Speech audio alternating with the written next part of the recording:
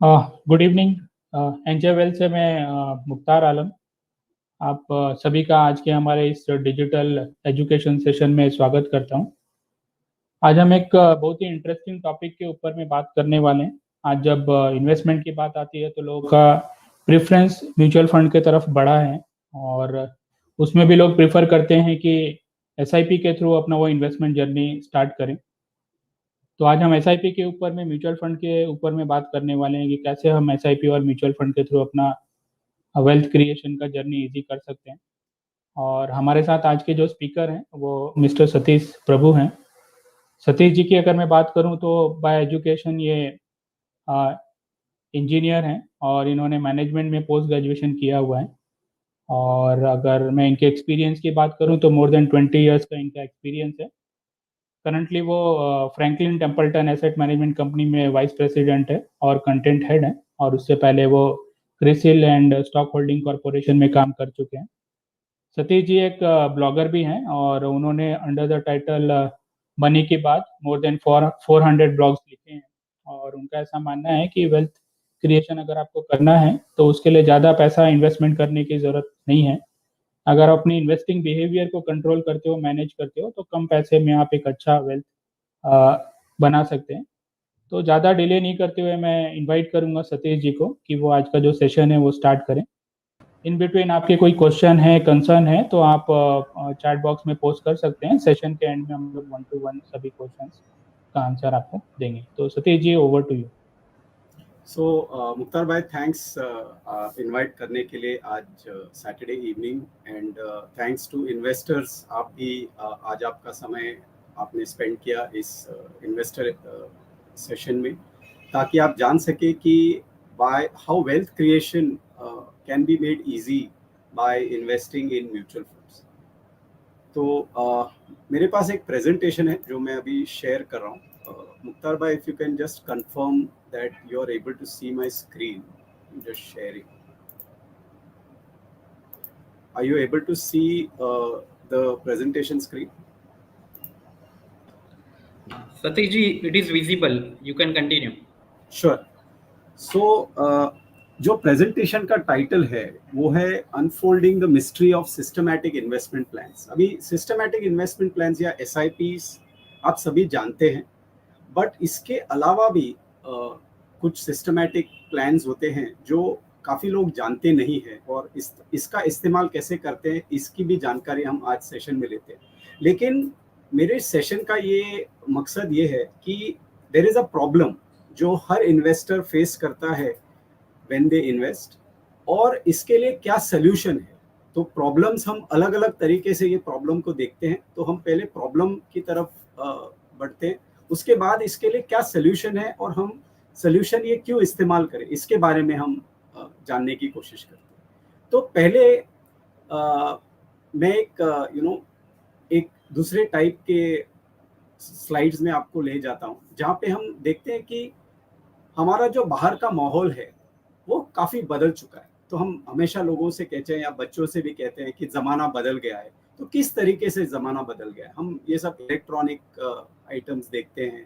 पहले क्या था, कंप्यूटर्स में जिन्होंने फ्लॉपी डिस्क वगैरह देखा है या टाइपराइटर देखा है, वो आज देखते हैं कि कैसे टेक्नोलॉजी इन चीज़ों से दूर होके कम्प्लीटली अलग टेक्नोलॉजी की तरफ हम बढ़ रहे हैं। सिमिलरली जो हम कुकिंग की बात करते हैं, वहाँ पे हमने कैसे अलग अलग उपकरण हम यूज़ करते हैं आज की तारीख में। सिमिलरली ट्रांसपोर्टेशन में कैसे चेंजेस आ गए। वंदे भारत जिन्होंने एक्सपीरियंस लिया है, उस तरीके की जो फॉरेन कंट्रीज़ में जो ट्रेन्स चलती है उस तरीके की ट्रेन्स आज इंडिया में हैं। सिमिलरली शॉपिंग का जो एक्सपीरियंस है, पहले कैसे होता था, आज कैसे होता है, मॉल्स में या जहाँ पर भी आप जाते हैं कैसे होता है। खाने के मामले में भी हम देखते हैं कि पहले हम जो रेस्टोरेंट्स होते थे वहाँ पे ट्रेडिशनल जो मेनू होता था, और आज के रेस्टोरेंट्स पे जो हम मेनू देखते हैं वो ज़्यादातर फॉरेन टाइप ऑफ मेनू होता है, या पिज्ज़ाज हैं या बर्गर्स हैं, जो भी है वो फॉरेन कंट्रीज़ में जो आपको मेनू मिलता है वो आज इंडिया में काफ़ी जगह पे है, बच्चों को भी काफ़ी पसंद है। सिमिलरली हम जो टेलीविज़न पहले देखते थे, दूरदर्शन हो या ये सब चीज़ें एक ही चैनल होता था, आज मल्टी चैनल है ही, प्लस इवन जब हम एंटरटेनमेंट की बात करें तो OTT बहुत कुछ आपको सामने दिखता है, नेटफ्लिक्स हो, प्राइम हो या जो भी हम चैनल्स को सब्सक्राइब करते हैं उस तरीके का। सिमिलरली रिटायरमेंट में भी पहले ज़्यादातर लोग पेंशन में बिलीव करते थे, आज की तारीख में न्यूक्लियर फैमिलीज हैं, पेरेंट्स अपने लिए खुद ही एक रिटायरमेंट नेस्ट क्रिएट करते हैं, बच्चों पे डिपेंडेंसी कम होती है और आप खुद के लिए एक कॉर्पस बना रहे, तो इस तरीके से रिटायरमेंट भी चेंज हो चुका है। तो जब हम समय की बात करते हैं तो हम यह देख रहे हैं कि समय काफी बदल चुका है, जमाना काफी बदल चुका है, लेकिन जब हम इन्वेस्टमेंट की बात करते हैं, इन्वेस्टमेंट में बहुत ज्यादा चेंजेस हुए नहीं है। तो मैं आपको बताता हूं ऐसा क्यों है। तो पहले तो अगर आप इन्वेस्टमेंट की बात करें तो हम ज़्यादातर आज की तारीख में इन्वेस्टमेंट हम ट्रेडिशनल फॉर्म में ही इन्वेस्ट करते हैं। ज़्यादातर आप किसी को भी पूछो तो वो बैंक डिपॉजिट्स में करते हैं या गोल्ड में करते हैं या रियल एस्टेट में करते हैं। ये ट्रेडिशनल फॉर्म्स ऑफ जो इन्वेस्टमेंट है ये 10, 20, 30, 40 साल पहले भी यही होता था। आज की तारीख में भी आप मेजॉरिटी लोगों को पूछेंगे तो वो भी इसी तरीके के इन्वेस्टमेंट्स आज भी करते हैं। तो इन्वेस्टमेंट्स में अगर हम देखें तो जमाना शायद इतना बदल नहीं गया। तो लेकिन क्या इसमें ज़रूरत है कि हम नए इंस्ट्रूमेंट्स ले आए? तो मेरे हिसाब से ये ज़रूरत है और मैं आपको प्रूव करूंगा कि क्यों ज़रूरत है। तो पहले सबसे बड़ा कारण है इन्फ्लेशन। इन्फ्लेशन में अगर आप देखेंगे कि कीमतें तो बढ़ती हैं और नॉर्मल जो इन्फ्लेशन हमें दिखता है, जो हम 5% बोलते हैं या 6% बोलते हैं, लेकिन हमें ऐसा लगता है कि जिसमें हमारा खर्चा ज़्यादा है, for example medical, for example education, शादी ब्याह भी हम देखें तो पहले जितने खर्चे में ये सब होता था और आज की तारीख में जितना इसमें खर्चा होता है वो काफ़ी फर्क है। उसमें आप बोलेंगे कि उसमें शायद 5% नहीं, उसमें शायद 10% भी इन्फ्लेशन लगता हो। तो इन्फ्लेशन जो है वो सबसे बड़ा रीजन है कि हमें क्यों दूसरे इन्वेस्टमेंट एवेन्यूज में भी इन्वेस्ट करना चाहिए। तो मैं आपको एक सिंपल एग्जांपल देता हूँ। अगर आप 60 इयर्स के हैं और आप रिटायरमेंट के लिए एक कॉर्पस जमा करने की कोशिश कर रहे हैं, तो अगर आपका खर्चा जो है एट द एज ऑफ 60 अगर 1 लाख रुपया है, 10 साल में इवन आप 5% इन्फ्लेशन भी पकड़ेंगे, आपका खर्चा 50% बढ़ने वाला है। और दिस इज एक्चुअल, ये हकीकत है कि ये ऐसा होगा। तो 70 इयर्स में आप 1.5 लाख रुपया खर्चा करेंगे, जब आप 75 होंगे तभी आप डबल, यानी 60 इयर्स में अगर 1 लाख है तो 75 इयर्स में आप 2 लाख रुपया आपका खर्चा होगा, जस्ट बाय 5% इन्फ्लेशन। और इसी तरीके से जब से आप 85-90 तक अगर जी रहे हैं तो आपका खर्चा 4 टाइम्स, यानी 1 लाख का 4 लाख के ऊपर आपका खर्चा होगा। तो इसके लिए ये बहुत ज़रूरी है कि आपका जो इन्वेस्टमेंट है वो इन्फ्लेशन को बीट करे। यानी 5% जो मैं आपको नॉर्मल इन्फ्लेशन बोल रहा हूँ, लेकिन अगर मेडिकल इन्फ्लेशन ले ले या एजुकेशन ले ले या दूसरा कोई बड़ा ट्रैवल वगैरह ले ले, वहाँ पे एक्सपेंसेस 5% से भी ज़्यादा स्पीड से बढ़ रही हैं। तो इसके लिए हमें इन्वेस्टमेंट भी इन्फ्लेशन बीट करने वाला इन्फ्लेशन होना चाहिए। और अगर आपका जो इन्वेस्टमेंट है इन्फ्लेशन को नहीं बीट कर रहा है तो आप शायद इन जो खर्चे आप देख रहे हो वो खर्चे आप शायद बेयर नहीं कर पाओगे। तो ये सबसे बड़ा रीज़न है।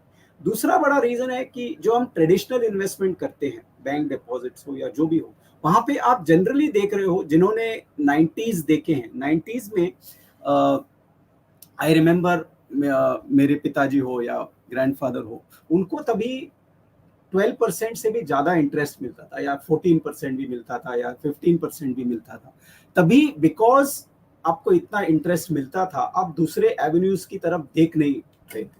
लेकिन आज की तारीख में अगर आप बैंक डिपॉजिट्स वगैरह देखो तो सिंगल डिजिट्स में आपको रिटर्न्स मिलते हैं। अग्रीड दैट वो उसमें सेफ्टी है, गारंटी है, सब सही है, लेकिन ये ऐसा भी नहीं कि आप सारे पैसे निकाल के कोई और इन्वेस्टमेंट में डालो, लेकिन आपको थोड़ा सा इन्वेस्टमेंट आपको डाइवर्सिफाई करना पड़ेगा ताकि आपके खर्चे बढ़ने के बाद अगर आपको जो भी रेगुलर इनकम है वो आप बेयर कर सकें। That is the main purpose.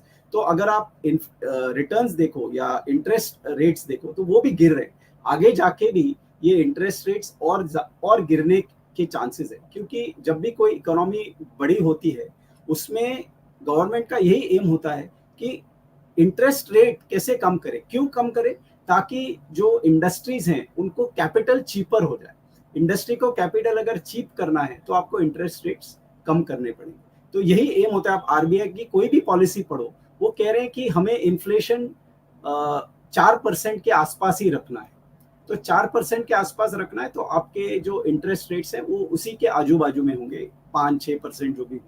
तो आपको सफिशिएंटली हाई इन्फ्लेशन अगर होगा तो आप बीट नहीं कर पाओगे। तो ये एक प्रॉब्लम है। दूसरा है कि हम जब रियल एस्टेट की भी बात करते हैं तो रेंटल यील्ड्स, आप रेंट के लिए अगर मकान रखते हैं तो रेंटल यील्ड्स जो हम बोलते हैं, रेंटल यील्ड क्या होता है कि आज आपके घर की जो कीमत है आज क्या है और आपको एनुअली आपको कितना रेंट मिलता है, तो उसका आप अगर रेशियो निकालो तो आप ये रेंटल यील्ड आप कैलकुलेट कर सकते। अगर आपको समझो 3 लाख रुपया साल का मिल रहा है और आपके घर की वैल्यू है 1 करोड़ रुपया, तो आपका रेंटल यील्ड हो गया 3%। तो जनरली ये ज्योग्राफी वाइज जो रेंटल यील्ड्स है वो आप देख रहे हो कि 5% से भी कम है। तो इसमें भी आप इन्फ्लेशन नहीं बीट कर रहे हो। लोगों को लगता है कि रियल एस्टेट हम एक्चुअली प्राइस अप्रिसिएशन के लिए बाय करते हैं, रेंटल यील्ड के लिए नहीं बाय करते, वो भी बात सही है। लेकिन जब आप मकान लेते हो और जब आप इमीडिएटली रेंट पे देते हो तो ये टिपिकली आपको जो यील्ड मिलता है वो ये है। तो ये 5% से भी कम है। और ये अगर हम पूरी चीज अगर एनालाइज करें कि हमने गोल्ड में पैसा डाला, हमने डिपॉजिट्स में पैसा डाला या हमने इक्विटी में पैसा डाला, तो इन सभी चीजों में हमको कहां से रिटर्न अच्छा मिला है। तो ये ग्राफ आपको बता रहा है कि इक्विटी, गोल्ड और डेट यानी डिपॉजिट हो या जो भी हो, उसमें आपको कितना रिटर्न मिला है। तो इक्विटी में आपको करीबन 16% रिटर्न मिला है। दिस इज फ्रॉम 2001 से 2023 तक, यानी करीबन 22 साल में आपको 16% रिटर्न मिला है। और आपका जो वैल्यू है इक्विटी में, और ये सिर्फ इंडेक्स का वैल्यू है, इंडेक्स के अलावा आपने अगर कोई और स्टॉक्स या म्यूचुअल फंड में इन्वेस्ट किया होता तो शायद इससे भी ज्यादा आपको रिटर्न मिलते। इंडेक्स में ही आपको 16% यानी करीबन 28 टाइम्स आपको रिटर्न मिला है। गोल्ड में आपको 12 टाइम्स रिटर्न मिला है, करीबन 12% रिटर्न। और फिक्स्ड इनकम जो है उसमें आपको 4 टाइम्स यानी करीबन 7% का रिटर्न मिला है। तो इक्विटी ऑब्वियसली आउट परफॉर्म किया है। और आप अगर रियल एस्टेट की बात करें तो मैं यहाँ पे आपको बता रहा हूँ कि अगर समझो आपने 1 लाख का एक घर खरीदा होता 2001 में, 1 लाख रुपया 10 लाख का एक मकान खरीदा होता 10 लाख रुपए का, तो आप शायद ही किसी का घर जो है वो 28 टाइम्स बड़ा हो। 10 लाख का 2.8 करोड़ यानी करीबन 3 करोड़ रुपया आज की तारीख में वैल्यू बहुत ही मुझे उसमें पॉसिबिलिटी नहीं लग रही है, जो कि इक्विटी से आपको मिला है। तो इक्विटी में अगर आप डालते हो तो आपको ये जो रिटर्न्स है वो काफी अच्छे दिख रहे हैं। और ये मैंने 5 साल 10 साल के नहीं, 22 इयर्स के ये रिटर्न्स निकाले हैं और इसमें आपको 16% रिटर्न मिला। तो लेकिन सारे लोग इक्विटी में क्यों नहीं पैसा डालते, तो उधर भी चैलेंजेस हैं। तो ये मैंने आपको जो इनिशियली बताया था कि मेजॉरिटी लोग जो है वो प्रॉपर्टी में या गोल्ड में, बैंक डिपॉजिट्स में पैसे डालते हैं। और पहले 3 नंबर अगर आप ऐड करो तो उसका टोटल होता है 80%। 80% जो पैसा है वो इन 3 चीजों में ही ब्लॉक हो जाता है। इक्विटी में करीबन 5% ही वैल्यू इन्वेस्टेड है, और जबकि इक्विटी सबसे ज्यादा आपको रिटर्न भी दे रहा है। तो जो सबसे ज्यादा रिटर्न दे रहा है उसमें लोगों ने कम पैसा इन्वेस्ट किया है। और क्यों कम पैसा इन्वेस्ट किया? बिकॉज इक्विटीज में जो है उतार चढ़ाव है। हमें लगता है कि गोल्ड नॉर्मली एक ही वन वे है कि ऊपर ही जाएगा, रियल एस्टेट एक ही तरफ ऊपर ही जाएगा, लेकिन इक्विटी जो है वो ऊपर नीचे होता है। लेकिन अगर आप लास्ट 25 इयर्स अगर आप इक्विटी देखेंगे तो सिर्फ 6 साल में, यहाँ पे आप देख सकते हैं, सिर्फ 6 साल में इक्विटी ने नेगेटिव रिटर्न दिया है। ओवरऑल 19 साल में इक्विटी ने पॉजिटिव रिटर्न दिया है, और टोटल 25 इयर्स में इक्विटीज ने 12% का ये रिटर्न दिया है over a period of 25 years. तो ये अगर आप इक्विटीज की बात करें तो उतार चढ़ाव तो होते ही हैं, नहीं ऐसा नहीं है, बट ओवरऑल अगर आप लंबे समय में अगर इन्वेस्ट करो तो आपको अच्छे रिटर्न्स मिलते हैं। और दूसरी चीज जो हम इक्विटीज में करते हैं कि इक्विटीज जब नीचे होते हैं तो हम उससे डर जाते हैं, यानी फियर जो हम बोलते हैं, और जब इक्विटीज ऊपर जाते हैं तो हम उसमें और पैसा डालते हैं। हम सभी लोग ऐसा करते हैं, और ये ग्राफ भी आपको वही दिखा रहा है कि लालच में आके हम ज्यादा पैसे डालते हैं जब मार्केट ऊपर जा रहा है। तो यहाँ पे आप एक ऑब्जर्वेशन आप करेंगे, जब कोविड हुआ था 2020 में तो मार्केट नीचे गिरा था, 40% मार्केट नीचे गिरा था, और ये ग्राफ में आपको दिख रहा है वो क्लियरली कि 2020 में मार्केट नीचे गिरा था। उस समय लोगों ने उस एक साल में बहुत कम, वो 2 बार के बीच में आप देखेंगे कि जो FY21 का बार है वो सबसे कम है। वहां पे लोगों ने बिल्कुल इक्विटीज में इन्वेस्ट ही नहीं किया था क्योंकि मार्केट गिरा था। जैसे ही मार्केट वापस ऊपर गया, लोगों ने फिर से पैसे इक्विटीज में डालने शुरू किए। तो ये एक्चुअली मेरे हिसाब से गलत बात है कि आपको कंसिस्टेंसी अगर आप नहीं रखेंगे तो इक्विटी भी आपको कंसिस्टेंट रिटर्न नहीं दे पाएगा। अगर आप मार्केट ऊपर है तभी सिर्फ डालते हो और मार्केट जब नीचे है तभी आप डर से बाहर आते हो मार्केट से, तभी आपका वेल्थ क्रिएशन नहीं हो सकता। तो ये एक टिपिकल साइकिल होता है कि जब इन्वेस्टर पैसे एक्स्ट्रा डालता है और जब मार्केट नीचे आता है तभी मार्केट से पैसे विड्रॉ करता है। लेकिन ये मैं आपको एक एग्जांपल दिखाता हूँ कि जब भी मार्केट गिरा है, ये बहुत सारे ओकेजन्स हैं जो की ओकेजन्स है जब मार्केट गिरा है। Asian financial crisis, Kargil war, फिर वर्ल्ड ट्रेड सेंटर पे जब अटैक हुआ था, सार्स आउटब्रेक हुआ था, इराक वॉर हुआ था, बीजेपी ने जब इलेक्शंस हारे थे 2004 में, जब हम सबको लग रहा था कि बीजेपी इलेक्शंस विन होंगे, उस टाइम पे जब हारे थे तभी मार्केट गिरा था।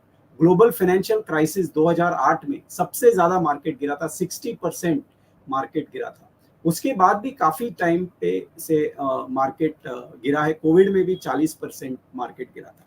लेकिन इन सभी जो ये जो माइलस्टोन्स है, इन टाइम में जब भी मार्केट गिरा है, उसके बाद जब मार्केट फिर से वापस ऊपर गया, तभी के आप अगर रिटर्न्स देखेंगे, 1, 3 और 5 साल के रिटर्न्स आप देखेंगे, तो आपको भी लगेगा ये अपॉर्चुनिटी हमने मिस की है कि अगर हम इन टाइम में अगर मार्केट में बने रहते तो हमें इस टाइप के रिटर्न्स हमें देखने मिलते। फॉर एग्जाम्पल, जब बीजेपी इलेक्शंस हारी थी 2004 में और मार्केट जब 24% गिरा था, उसके बाद आप देखेंगे एक साल में मार्केट 50% अप हुआ है और 3 साल में मार्केट ने 45% रिटर्न्स दिए, यानी every year 45% on an average return दिए, वो जिसको हम CAGR बोलते, कंपाउंडेड रिटर्न बोलते। और 5 साल में मार्केट ने 26% रिटर्न्स ऑन एन एवरेज दिए। तो ये मौका जो है, ये जिन्होंने इस टाइम में मार्केट से निकल गए, उन्होंने ये मौका अपने हाथ से गंवा दिया। तो अगर हम 2022 अभी जियोपॉलिटिकल क्राइसिस जो हुआ है, उसमें भी अगर आप देखेंगे तो 17% मार्केट गिरा जियोपॉलिटिकल क्राइसिस की वजह से, और एक साल के बाद वही मार्केट ने आपको 23% रिटर्न दिए। तो मेरा कहना यह है कि मार्केट में उतार चढ़ाव होते हैं, लेकिन आप अगर मार्केट में बने नहीं रहेंगे, अगर आप विड्रॉ करेंगे, वापस आएंगे, ये करेंगे, तो आप वेल्थ क्रिएट नहीं कर पाओगे। अगर आप कंसिस्टेंटली मार्केट में रहेंगे तो आप इसमें वेल्थ क्रिएट कर पाओगे। तो ये प्रॉब्लम था, ये मैंने आपको प्रॉब्लम बताया कि क्या प्रॉब्लम है कि एक तो लोग ज्यादातर इक्विटी से दूर रहते हैं, ट्रेडिशनल इन्वेस्टमेंट में ही रहते हैं। ये मैं नहीं कह रहा हूँ कि ट्रेडिशनल इन्वेस्टमेंट से आप सारा पैसा निकालो, मैं ये कह रहा हूँ कि इक्विटीज में थोड़ा और बढ़ाओ। बाकी इसमें आप जितना आपको रखना है वो आप रखो, लेकिन इक्विटीज में जो अभी हम 5% ही देख रहे हैं इन्वेस्टमेंट, वो आप थोड़ा इंक्रीज करो, क्योंकि इक्विटीज अच्छा रिटर्न दे रहा है उसी के हिसाब से, और इन्फ्लेशन को अच्छी तरीके से बीट कर पाए। सो 3 तरीके हैं जो सिस्टमैटिक तरीके हैं जिसमें आप इन्वेस्ट कर सकते हैं। एक तो SIP, जो सभी को पता है, एवरी मंथ आप एक कुछ आपकी जो राशि है वो आप इन्वेस्ट कर सकेंगे। सिस्टमैटिक विड्रॉल प्लान जो होता है वो टिपिकली अगर आपको रेगुलर इनकम चाहिए उसके लिए एक सिस्टमैटिक ऑप्शन होता है। और तीसरा जो है सिस्टमैटिक ट्रांसफर प्लान, अगर आपके पास कोई बल्क अमाउंट आता है, 5 लाख आता है, 10 लाख आता है, जो भी आता है, आपने कोई प्रॉपर्टी बेची है या आपको कोई इनहेरिटेंस मिला है, तभी आपको एक सिस्टमैटिक ट्रांसफर प्लान के थ्रू, यानी एक लिक्विड फंड में वो आप पैसा सारा डाल के आप वो लिक्विड फंड से एवरी मंथ एक SIP कर सकते हैं।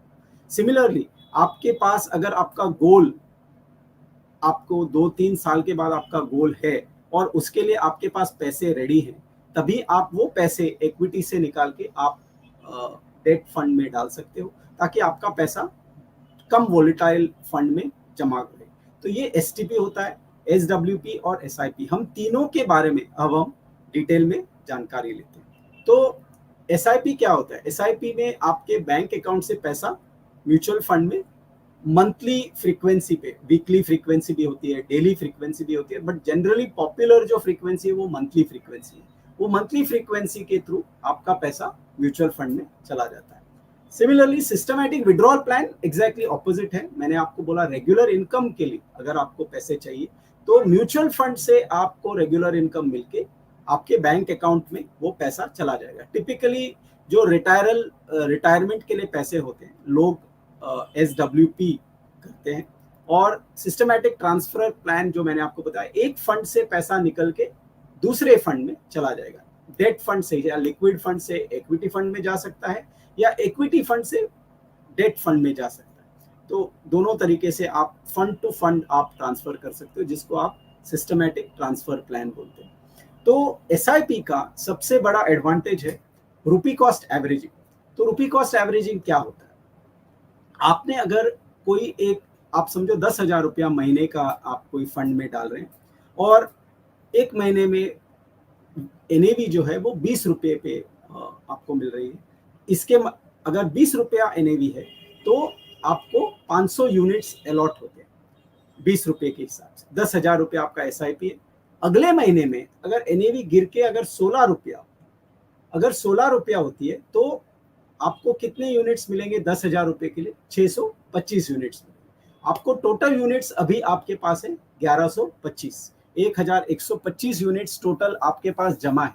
और ये 1125 यूनिट्स आपने लिए हैं, 500 यूनिट्स 20 रुपये में, 625 यूनिट्स आपने 16 रुपये में लिए। तो एवरेज जो आपका यूनिट का कॉस्ट है वो 20 और 16 के बीच में है, वो है 17.78। तो इसमें क्या हुआ कि जब भी मार्केट गिरा है आपको कम दाम में यूनिट्स मिले हैं, और आपका जो एवरेज कॉस्ट है वो यूनिट्स का वो भी कम हो गया। तो ये आपको लॉन्ग टर्म में अच्छा बेनिफिट देता है। और इसके लिए मैं बोलता हूँ कि आपको म्यूचुअल फंड में जमा रहना है, क्योंकि जब भी मार्केट गिरता है उस समय आप अगर बाहर रहेंगे तो आपको ये कम दाम वाले जो यूनिट्स हैं वो आपको नहीं मिलेंगे। तो ये एक इसमें सबसे बड़ी बात है कि अगर आप मार्केट नीचे है तभी आप अगर निकल जाते हो, तभी आप ये कम दाम वाले यूनिट्स नहीं ले सकते। और ये एक एग्जाम्पल हमने क्रिएट किया है। 20 साल में अगर आप सेंसेक्स में ही इन्वेस्ट किए होते तो 20 साल पहले सेंसेक्स का वैल्यू था 4,325, और आज की तारीख में वैल्यू है 65,387। सितंबर एंड वैल्यू जो है 65,387। अगर आपने सेंसेक्स में ये 20 साल में इन्वेस्ट किया होता तो आपके जो सेंसेक्स का एवरेज वैल्यू है, एवरेज जो मैंने आपको अभी बताया था, ये 20 और 16 का जो एवरेज है वो 17.78 था। वैसे ही सेंसेक्स यूनिट्स में एवरेज वैल्यू जो है आपको होता था 16,813। 16,813 में आपको सेंसेक्स के यूनिट्स मिलते थे। इसका क्या मतलब हुआ? इसका ये मतलब हुआ कि अगर आज की तारीख में आप ये यूनिट्स बेचने जाते हो तो आपको कितने मिलेंगे? हर यूनिट का आपको मिलेगा 65,387, क्योंकि यही सेंसेक्स का वैल्यू है आज की तारीख में, और आपका एवरेज वैल्यू कितना है? 16,813। सो 16,813 के ऊपर जितने भी आपको पैसे मिले हैं वो आपका प्रॉफिट है at a unit level. Per unit आपका प्रॉफिट है 65,387 माइनस 16,813। बिकॉज ये आपका प्रॉफिट इतना बड़ा क्यों है? 40-50 हजार के आसपास आपका प्रॉफिट है। ये क्यों है? ये इसलिए है कि आप 20 साल से सेंसेक्स में इन्वेस्ट कर रहे हैं, अगर आप 5 साल ही इन्वेस्ट किए होते तो आपका प्रॉफिट मे भी शायद 5,000 होता, मे भी 2,000 होता या 3,000, जो भी होता। लेकिन आप जितने लंबे समय के लिए इन्वेस्ट करोगे, आपका जो एवरेज कॉस्ट है वो गिरते जाएगा। आपने शुरू किया था 4,325 और आज की तारीख में है 65,000। तो आप हर समय वो यूनिट्स खरीदते गए और कम दाम में खरीदते गए जब भी मार्केट गिरा हुआ था, तो आपका एवरेज कॉस्ट है 16,000। तो 16,000 के ऊपर जो भी वैल्यू है वो आपका प्रॉफिट है। तो लंबे समय तक इन्वेस्ट कीजिए और एवरेजिंग करते रहिए। और सेकंड, ये और एक एग्जांपल है, दो फ्रेंड्स हैं, मोहित एंड रोहित। तो इन्होंने, एक ने 25वें साल में इन्वेस्ट करना शुरू किया, एक ने 20 साल के बाद यानी 45 इयर्स में इन्वेस्ट करना शुरू किया।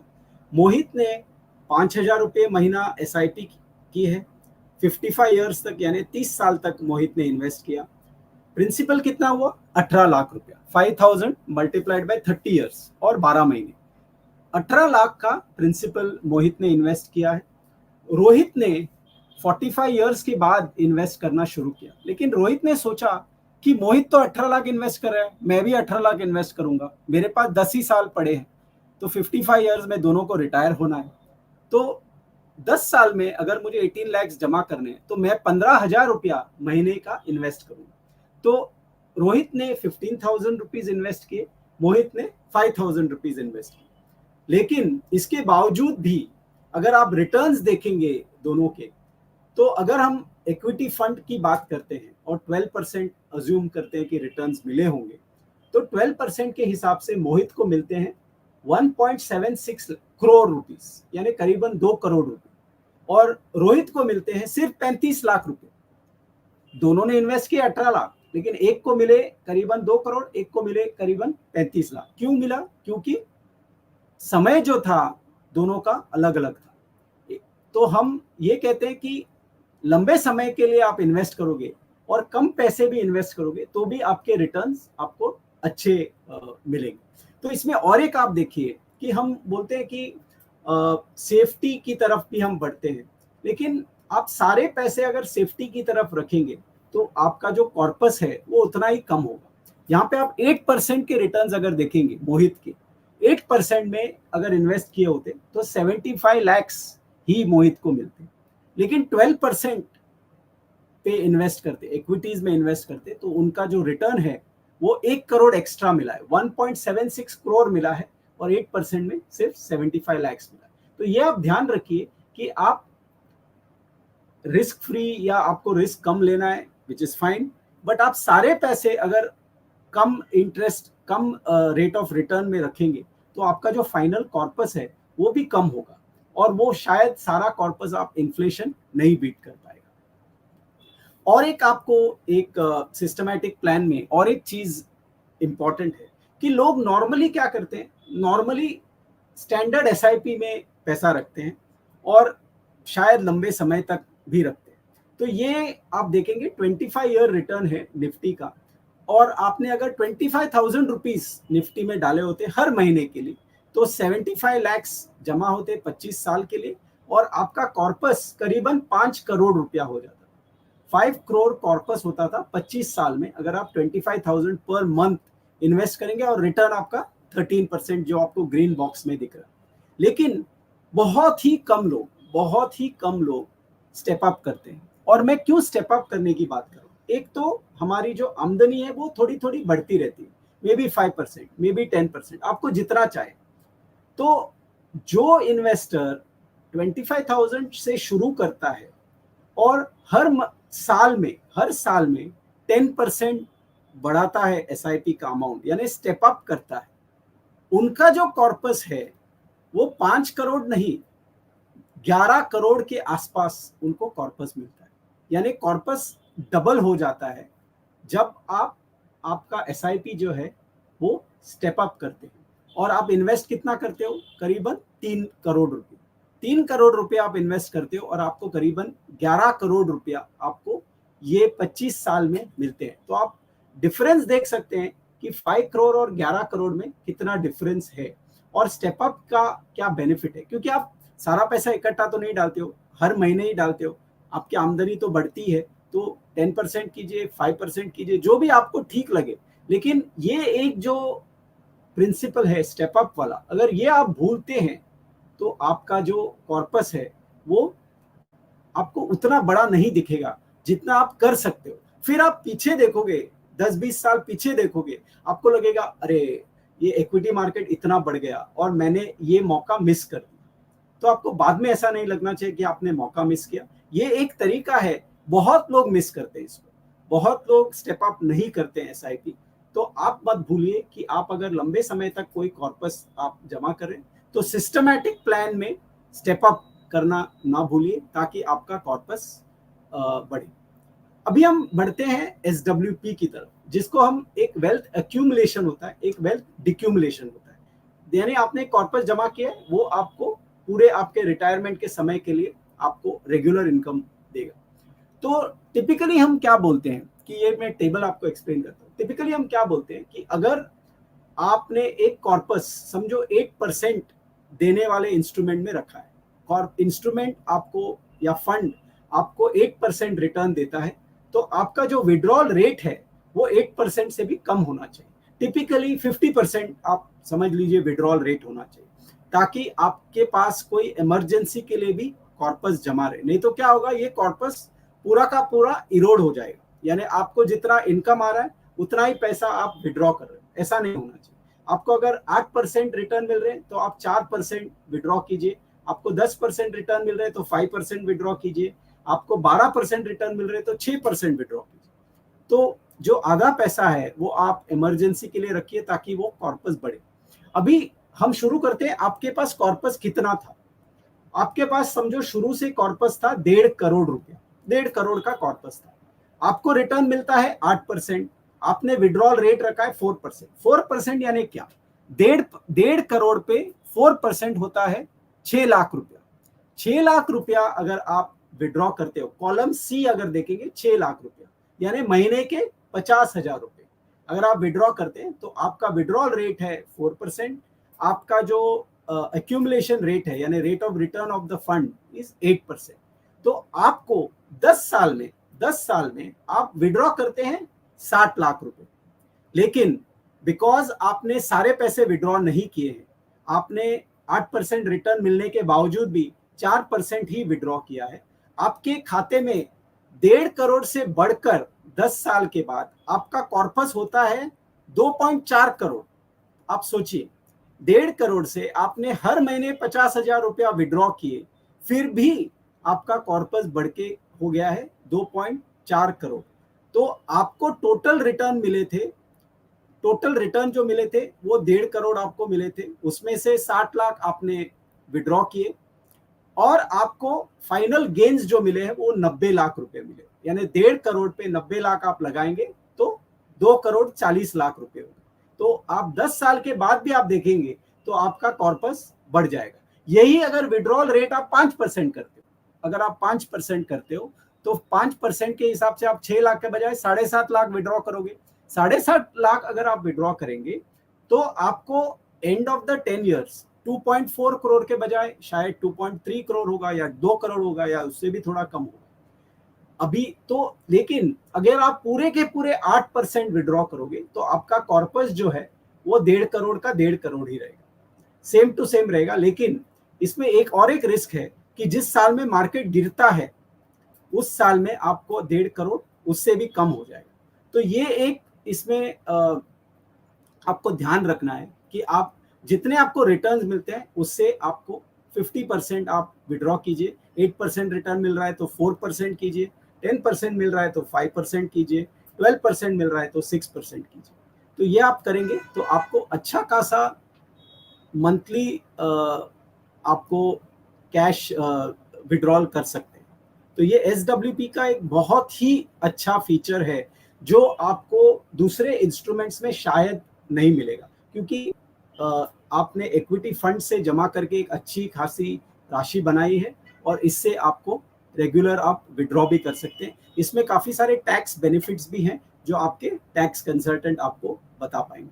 So end of the day आपको क्या करना है, अगर आप ये सब प्लान नहीं करोगे तो आपको आगे जाके प्रॉब्लम्स होंगी। तो प्रॉब्लम्स पहले से अगर आप प्लान करेंगे तो आगे जाके आपको प्रॉब्लम नहीं होगी। ये सारे हमारे ड्रीम्स होते हैं। तो टिपिकली हम क्या देखते हैं, हम जब इन्वेस्ट करते हैं, और मैंने बहुत सारे इन्वेस्टर्स को ये पूछा है कि वो परफॉर्मेंस देख के इन्वेस्ट करते हैं, किसका परफॉर्मेंस अच्छा है वही प्रोडक्ट चूज करते हैं और वही इन्वेस्ट करते हैं। वो शायद गलत तरीका है। आपको पहले क्या करना है, आपके गोल की तरफ ध्यान रखना है। लोग रिटर्न्स की तरफ ध्यान देखते हैं, आपको गोल की तरफ ध्यान रखना है, बिकॉज सबसे इंपॉर्टेंट तो वही है। आपका जो गोल है, एजुकेशन होगा, मैरिज होगा, या रिटायरमेंट होगा, या घर लेने के लिए होगा, अगर आप गोल की तरफ नहीं ध्यान देंगे तो आपके गोल कैसे अचीव होंगे? आप रिटर्न की तरफ ध्यान देंगे तो आप प्रोडक्ट पे ही अटके रहोगे। तो गोल की तरफ ध्यान दीजिए, एसेट एलोकेशन कीजिए, यानी आपको इक्विटी में कितना रखना है, आपके फिक्स्ड एसेट्स में कितना रखना है, ये सब आप एलोकेशन कीजिए। उसके बाद आप प्रोडक्ट्स चुनिए, लेकिन ये सब आपको खुद करने की जरूरत नहीं है। एनजे की जो टीम है, मुख्तार भाई की जो टीम है, वही आपको इसमें हेल्प कर सकती है कि आपको ये सब कैसे करना है और आपके गोल्स कैसे अचीव कर रहे हैं। तो आप अगर ये मेथड फॉलो करोगे तो आपके जो रिटर्न्स हैं वो आपके गोल के लिए आपको सही रिटर्न्स आपको मिल सकते हैं। तो मैं इस स्लाइड से जो एक प्रोवर्ब है, इससे मैं मेरा प्रेजेंटेशन यहाँ पे समाप्त करता हूँ। और मुख्तार भाई, अगर कोई आपके पास सवाल हैं इन्वेस्टर के, मैं वो सवाल ले सकता हूँ। Thank you. Thank you sir. काफ़ी सिंपल तरीके से आपने पूरी जो इन्वेस्टमेंट है उसको समझाया है कि हम कैसे बेटर इन्वेस्टमेंट करके, प्लानिंग करके अपना रिटर्न जनरेट और वेल्थ क्रिएट करके अपने गोल और अपने सपनों को पूरा कर सकते हैं। काफ़ी सारे अप्रिसिएशन भरे मैसेज भी हैं आपके लिए चैट बॉक्स के अंदर में, और काफ़ी सारे सवाल भी हैं, और उसमें सबसे जो कॉमन सवाल है कि सर सबसे अच्छा फंड बताइए। तो मैं सिर्फ फंड बताने में प्रॉब्लम यही होता है कि जनरलाइज हो जाता है।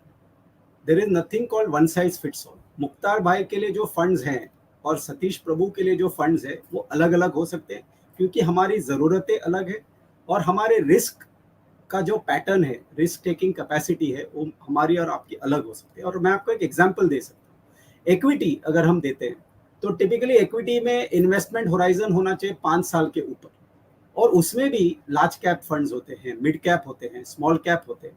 तो टिपिकली स्मॉल कैप जो होते हैं वो बहुत, उसमें उतार चढ़ाव होता है, रिटर्न्स अच्छे होते हैं लेकिन उतार चढ़ाव भी काफी होता है। लार्ज कैप में उतार चढ़ाव कम होता है, रिटर्न्स थोड़े से कम होते हैं। तो आपका जो रिस्क एपिटाइट है उस हिसाब से आपको लार्ज कैप चुन लिए, मिड कैप लीजिए, स्मॉल कैप लीजिए, या फ्लेक्सी कैप लीजिए। आपको जो आपका रिस्क एपिटाइट है उस हिसाब से आप लीजिए।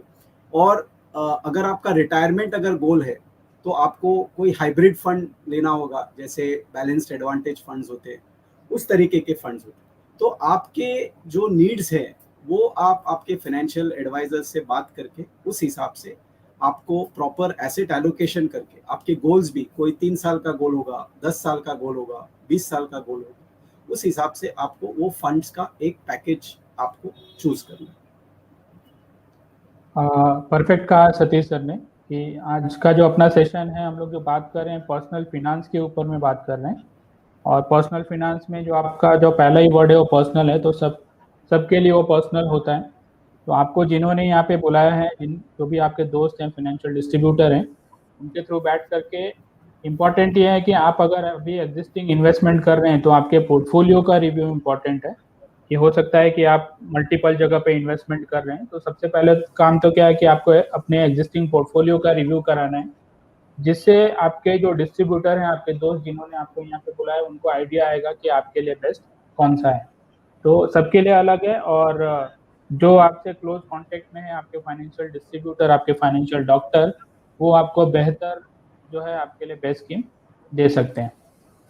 अभी सर एक और क्वेश्चन है कि इतना ही ऐड करूंगा कि अगर आपका गोल लंबे समय के लिए है तो आप इक्विटी में इन्वेस्ट करना मत भूलना, क्योंकि इक्विटीज ऐसा एक इंस्ट्रूमेंट है जो आपको कॉन्फिडेंटली आप इन्फ्लेशन बीट कर सकते हैं, और हिस्टोरिकली ये प्रूवन है। तो इक्विटी से आप अगर अगर आपका गोल 5 ईयर्स से भी ज़्यादा है, 10 साल 15 साल के बाद है, तो इक्विटीज इंक्लूड करने के लिए मत। सर एक और क्वेश्चन है कि SIP का जो है, मैं पिछले 3 साल से SIP कर रहा हूँ, SIP बहुत अच्छी रिटर्न दे रही है, तो अभी क्या करूँ, बंद कर दूँ या कंटिन्यू रखूँ अपने गोल तक? तो मैंने ये प्रेजेंटेशन में भी यही बोला कि आपका जो ध्यान होना चाहिए, वो ध्यान जो है वो गोल की तरफ होना चाहिए, और आप गोल की तरफ ध्यान रख के आपके SIPs या जो भी आप चल रहे हैं उसको आप विड्रॉ कीजिए। तो आपका गोल अगर नज़दीक है तो आप वो पैसे आप फिक्स्ड इनकम में डाल के उसको लॉक कर सकते हैं, ताकि आपका जब गोल आएगा तभी आप वो पूरे के पूरे पैसे आप ले सकते हो। लेकिन आपका ध्यान जो है वो गोल की तरफ होना चाहिए, ना कि फंड की तरफ। तो वो सब आपको आपके जो फाइनेंशियल एडवाइजर है वो आपको पूरा वो गोल ट्रैकिंग आपको शीट बताएंगे, जिसमें आपको पता चलेगा कि आपका गोल जब नज़दीक आता है तभी आपको क्या करना चाहिए, लेकिन ध्यान आपका गोल की तरफ होना चाहिए। ओके, एक और क्वेश्चन है सर कि SIP स्टार्ट करने का सबसे सही समय कब है, कब चालू करें SIP? So I would say that SIPs के लिए ऐसा कोई समय नहीं है कि आप आज शुरू करें कल शुरू करें। SIPs बेस्ट यूज होते हैं अगर आप मल्टीपल साइकिल्स में वो SIP आप रन करें। और मैंने आपको एक सेंसेक्स का एग्जांपल बताया था, या निफ्टी का एक SIP का एग्जांपल बताया। तो लंबे समय तक आप जितना SIP कर सके वो आपके वेल्थ क्रिएशन के लिए अच्छा है। तो सिंस आप लंबे समय के लिए इन्वेस्ट कर रहे हैं तो SIP में आपको आज की तारीख में टाइम देखने की ज़रूरत नहीं है। 5 साल पहले भी आप इन्वेस्ट करें तो भी कोई इशू नहीं है, 2 साल बाद इन्वेस्ट करें तो भी कोई इशू नहीं है, लेकिन आपको इन्वेस्ट करना चाहिए। ये सबसे बड़ी बात है कि आपको अगर लगे कि आज मेरे पास SIP नहीं है और आज मुझे शुरू करना है, तो आप समय मत देखिए, आप तुरंत SIP शुरू कीजिए, क्योंकि आप सारे पैसे एक साथ नहीं लॉक कर रहे हो, आप मंथली जो SIP फ्रीक्वेंसी है उस पे कर रहे हो। तो जब वो उस समय जो भी मार्केट होगा वो आपको NAV मिलेगा और आपको फिर रुपी कॉस्ट एवरेजिंग का भी बेनिफिट मिलेगा।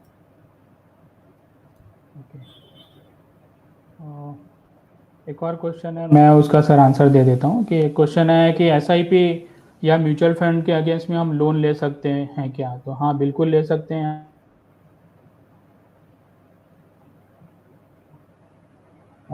क्वेश्चन ये है कि SIP या म्यूचुअल फंड के अगेंस्ट में हम लोन ले सकते हैं? तो हाँ, बिल्कुल ले सकते हैं। तो अगर आपका म्यूचुअल फंड का इन्वेस्टमेंट है तो उसके अगेंस्ट में आप लोन ले सकते हैं।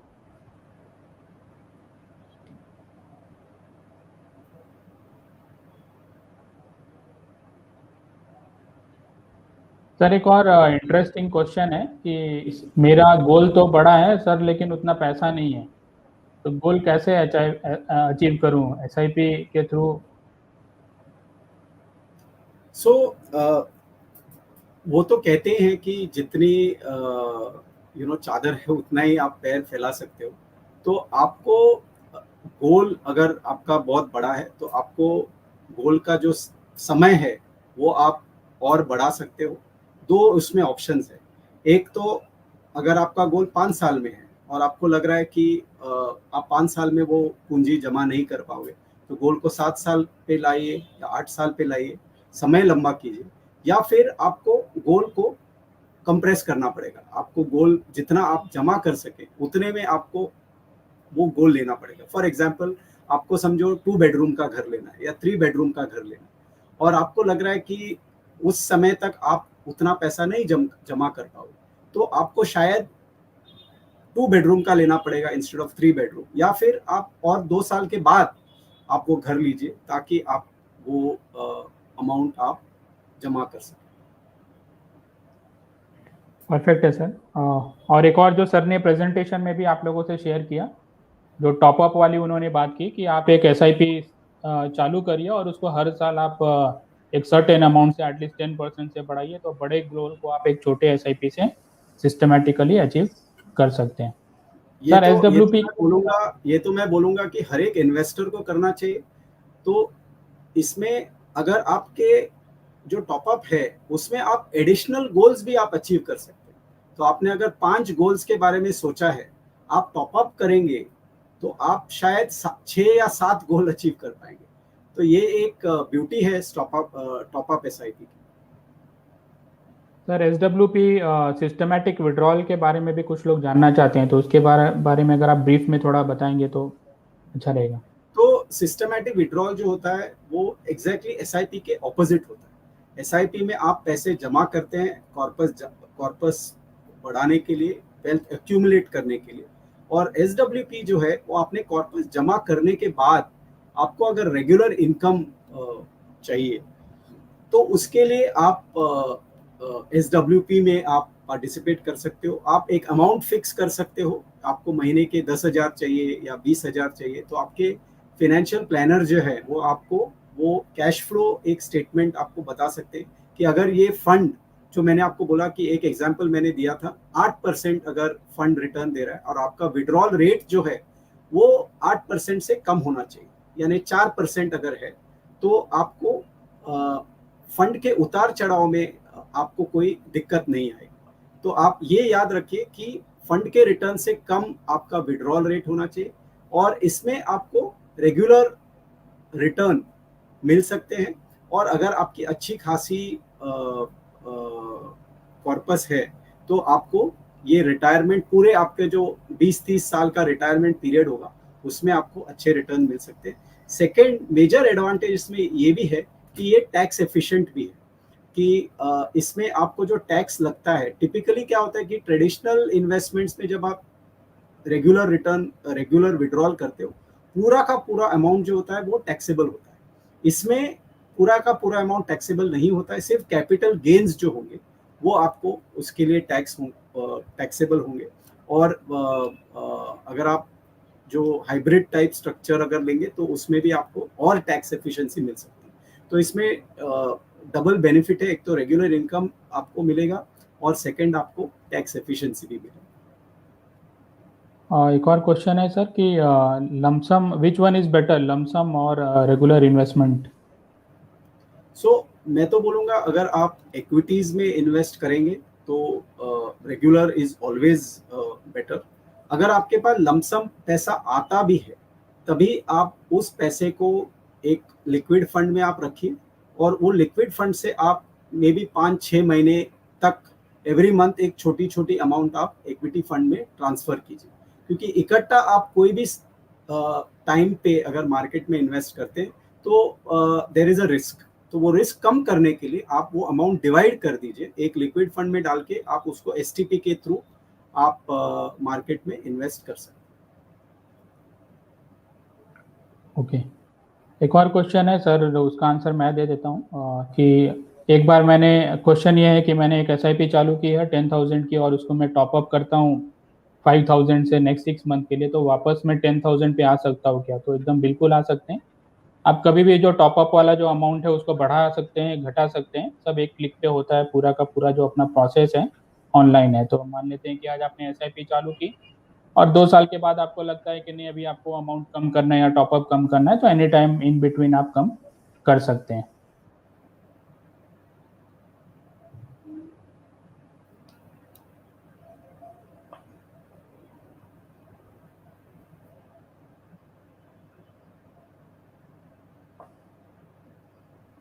तो सतीश सर, हमने ऑलमोस्ट सभी क्वेश्चन के आंसर दे दिए हैं।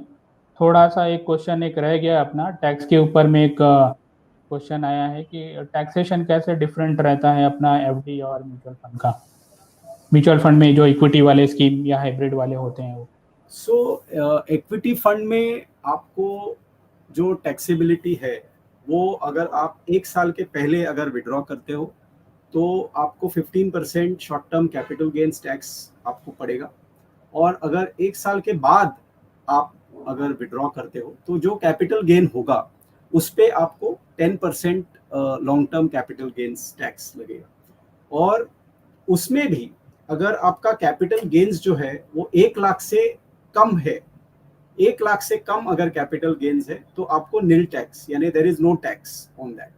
सो ये एक एडवांटेज है इक्विटी फंड्स का। अगर आप वही अगर ट्रेडिशनल इन्वेस्टमेंट्स में देखेंगे तो आपको इनकम टैक्स स्लैब के हिसाब से आपको टैक्स भरना होता है।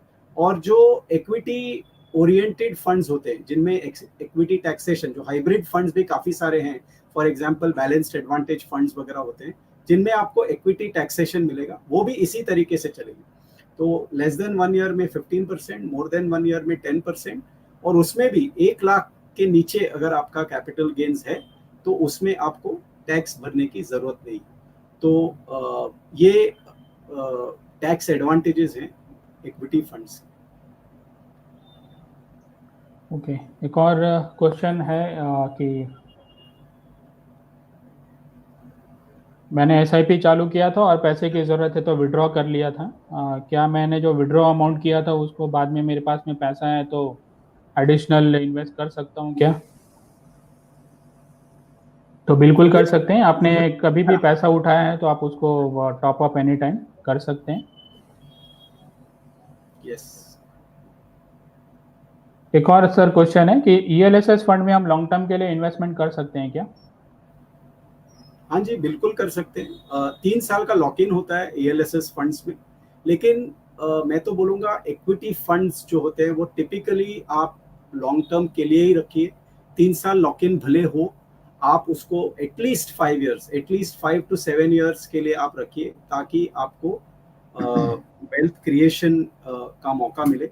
और ये जो सिस्टमैटिक प्लान्स जो होते हैं, ये टिपिकली लोग रिटर्न्स जैसे आते हैं उसमें से आप विड्रॉ करते हैं। जैसे एक सवाल भी आया था कि मुझे अच्छे रिटर्न्स मिल रहे हैं तो मैं विड्रॉ करूं, तो वो बात गलत है।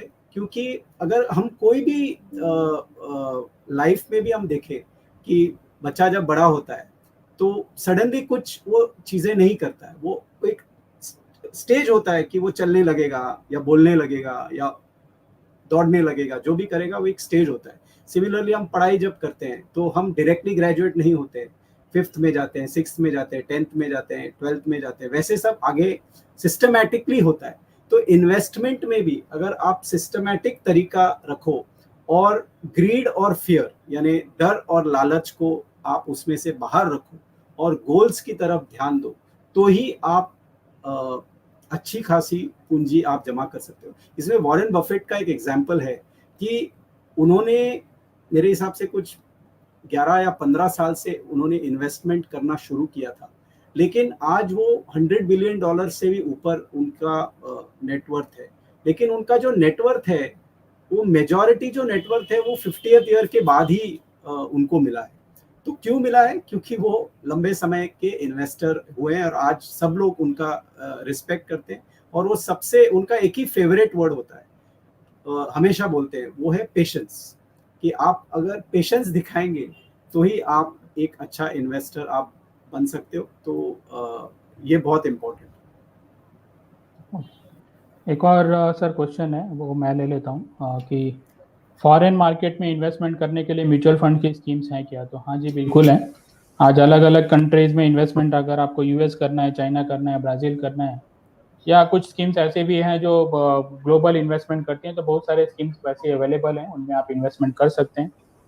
और अभी त्योहारों का सीज़न चल रहा है तो आपको शायद पता है या नहीं पता है कि आज म्यूचुअल फंड में अगर आपको गोल्ड में इन्वेस्टमेंट करना है तो आप गोल्ड में भी कर सकते हैं इन्वेस्टमेंट, आप सिल्वर में भी इन्वेस्टमेंट कर सकते हैं। जो गोल्ड में और सिल्वर में इन्वेस्टमेंट करने का ट्रेडिशनल तरीकों से एक बेटर ऑप्शन है, जहाँ पे 100% प्योरिटी आपका रहता है और आपका पैसे में किसी भी तरह का, गोल्ड में या सिल्वर में किसी भी तरह का डेप्रिसिएशन नहीं रहता है। तो सतीश सर, थैंक यू, आपने आज का बहुत ही अच्छा सेशन लिया और सिंपल तरीके में चीज़ें रखी हमारे ऑडियंस के सामने में। तो सर थैंक यू सर आपका। Thank you very much. जितने भी हमारे पार्टनर्स, कस्टमर्स या प्रोस्पेक्टिव कस्टमर्स जुड़े हैं, आप सबका एक बार फिर से धन्यवाद। आपने समय निकाला आज के हमारे सेशन के लिए। और आप सभी को ये जो त्योहारों का सीज़न चल रहा है, नवरात्रि, धनतेरस, दिवाली और नए साल की ढेर सारी शुभकामनाएं। और जैसे हम इन त्योहारों में कुछ भी खरीदना शुभ मानते हैं, गाड़ी खरीदते हैं, घर खरीदते हैं, कपड़े खरीदते हैं, गहने खरीदते हैं, उसी तरीके से इन्वेस्टमेंट को भी उसका आप एक पार्ट बनाइए। और ये जो अच्छा मुहूर्त है, सीज़न है, उसमें आप अपना इन्वेस्टमेंट का शुभ शुरुआत एक SIP के थ्रू करिए, और SIP अगर चल रही है तो उसको थोड़ा अपनी कैपेसिटी के हिसाब से बढ़ाइए। तो थैंक यू आप सभी का एक बार फिर से, और इसी के साथ हम आज का जो हमारा इन्वेस्टर सेशन है वो यहीं पे एंड करते हैं। Thank you. Thank you.